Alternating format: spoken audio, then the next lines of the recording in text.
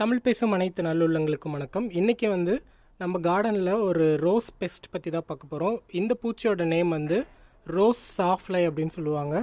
இந்த பூச்சினால் எந்த ஒரு பாதிப்பும் ரோஸ் பூக்களுக்கு வராது. ஆனால் இந்த பூச்சிகள் என்ன பண்ணுன்னா, இந்த மாதிரி புதுசாக வளர்ந்த தண்டுகளில் துளையிட்டு இந்த மாதிரி துளையிட்டு இதுக்குள்ளே நிறைய முட்டை வச்சிரும். ஒரு 2 வீக்ஸ்க்கு அப்புறமேட்டு இந்த முட்டைகள் எல்லாம் பொரிஞ்சு புழுக்களாக மாறிடும். அந்த புழுக்கள் என்ன பண்ணும் அப்படின்னா, இந்த இலைகளை ஃபுல்லாத்தையும் சாப்பிட்ரும். இந்த குச்சியெல்லாம் விட்டுட்டு இந்த இலைகள் ஃபுல்லாத்தையும் சாப்பிட்ரும். அது பார்க்குறதுக்கு செடி ரொம்பவே பரிதாபமான நிலையில் இருக்கும். அந்த செடி என் பக்கத்து வீட்டு கார்டனில் இருக்குது, நான் காமிக்கிறேன். இப்போது இந்த பூச்சிகளை எப்படி கட்டுப்படுத்தணும் அப்படின்னா, நான் இப்படியே பிடிச்சி கையிலே பிடிச்சி தூக்கி போட்டுருவேன். நம்மளுடைய கார்டனில் நிறைய பீஸ், பட்டர்ஃப்ளைஸ் அந்த மாதிரி நிறைய பெனிஃபிஷியல் இன்செக்ட்ஸ்லாம் வரும். இங்கே கூட ஹோவர் ஃப்ளை இருக்குது. நான் நிறைய இதில் சொல்லியிருப்பேன், நம்ம கார்டனில் பட்டர்ஃப்ளைஸ் அதெல்லாம் வர்றதுனால நான் பெஸ்டிசைட்ஸ் எதுவும் யூஸ் பண்ண மாட்டேன் அப்படின்னு. அதனால் இந்த மாதிரி நம்ம மேனுவலாக ரிமூவ் பண்ணுறது ரொம்பவே சிறந்ததாக இருக்கும். இல்லை நம்ம இதை மிஸ் பண்ணிட்டோம், இது வரதை பார்க்கல, ஆனால் இந்த மாதிரி முட்டைகள் வச்சிருச்சு அப்படின்னா இது இன்னும் 2 வீக்ஸ்க்கு அப்புறம் புழுக்களாக மாறிடும். அந்த புழுக்கள் இந்த மாதிரி இலைகளில் ஒட்டிகிட்ருக்கும்.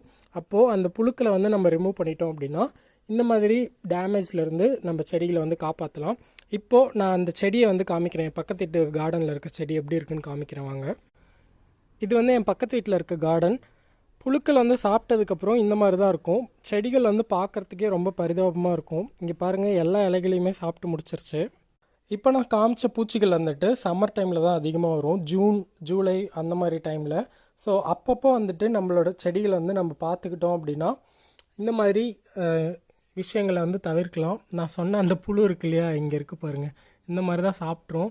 நம்ம அப்பப்போ இதுக்கு தான் செடிகளை நோட்டீஸ் பண்ணணும். அந்த மாதிரி நம்ம பார்க்கும்போது இந்த மாதிரி விஷயங்களை நம்ம ஈஸியாக கட்டுப்படுத்தலாம். ப்ரிவென்ஷன் இஸ் பெட்டர் தேன் க்யூர்னு இதுக்கு தான் சொல்லுவாங்க. ஸோ நம்ம செடிகளுக்கு தண்ணி ஊற்றுறது, உரங்கள் போடுறது மட்டும் இல்லாமல் அடிக்கடி இந்த மாதிரி கொஞ்சம் பார்த்துக்கிட்டோம் அப்படின்னா இந்த மாதிரி விஷயத்தையெல்லாம் ஈஸியாக கட்டுப்படுத்தலாம். இந்த டிப் உங்களுக்கு ரொம்பவே யூஸ்ஃபுல்லாக இருந்திருக்கும்னு நினைக்கிறேன். இந்த மாதிரி இன்ஃபர்மேட்டிவான வீடியோஸ்க்கு நம்மளோட சேனலை ஃபாலோ பண்ணுங்கள். தேங்க்ஸ் ஃபார் வாட்சிங்.